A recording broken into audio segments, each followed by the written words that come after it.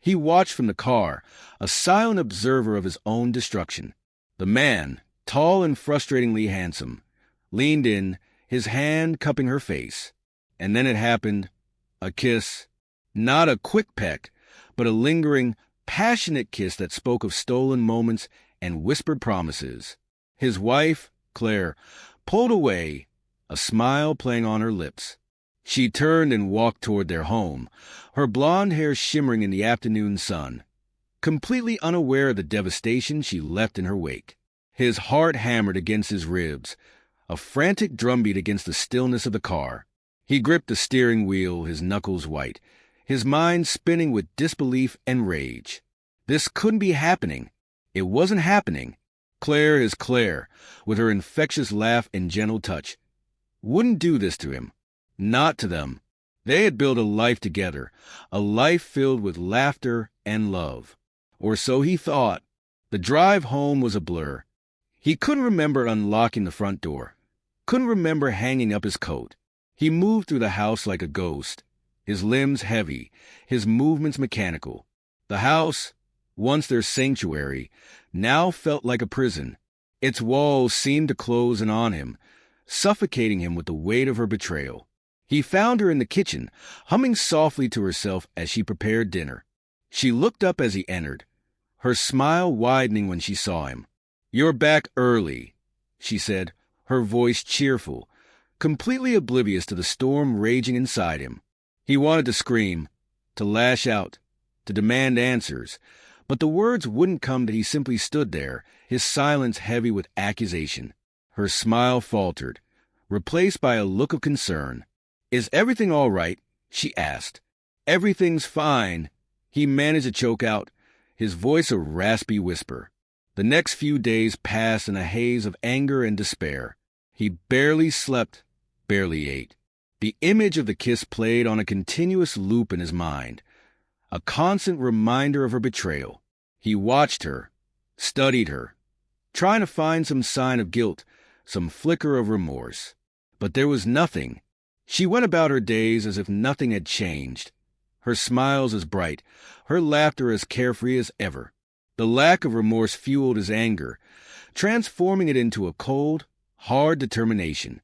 He would not be made a fool of. He would not let her get away with this. An idea began to take shape in his mind. A plan for revenge, a plan to ensure that she would never hurt him again. He started subtly changing his routines, making excuses for being away from home longer than usual.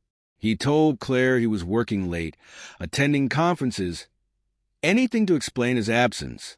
She didn't seem to notice, or if she did, she didn't let on. Her indifference only fueled his resolve. He began researching, spending hours online.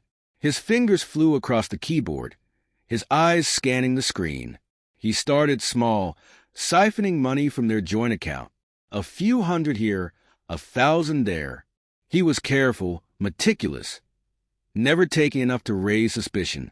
He opened a new bank account in a different state, under a different name that he rented a small apartment, a nondescript studio in a quiet part of town, far from their suburban life.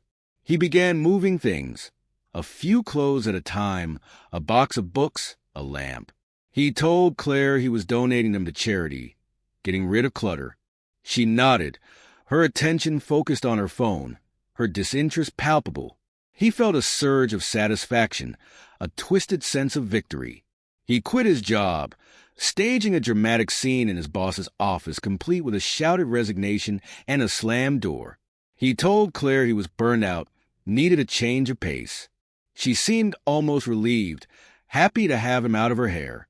With each passing day, his old life faded, replaced by a new, anonymous existence. The day he had been waiting for finally arrived. He woke up in his Spartan studio, the morning light filtering through the blinds. He felt a surge of anticipation, a thrill of excitement coursing through his veins. Today was the day he would execute the final stage of his plan. He went through the motions mechanically, showering, shaving, dressing. He ate breakfast at a greasy spoon down the street, his mind already racing ahead to the evening. He spent the day walking, putting mile after mile between himself and his old life. As dusk settled, he made his way to a bar near his old house, a place he and Claire had frequented during their early days of dating. He sat at the bar, nursing a beer, watching the door. He didn't have to wait long. Claire walked in, her arm linked with a man from the park. He watched them as they laughed and talked, their heads close together, their body language screaming intimacy.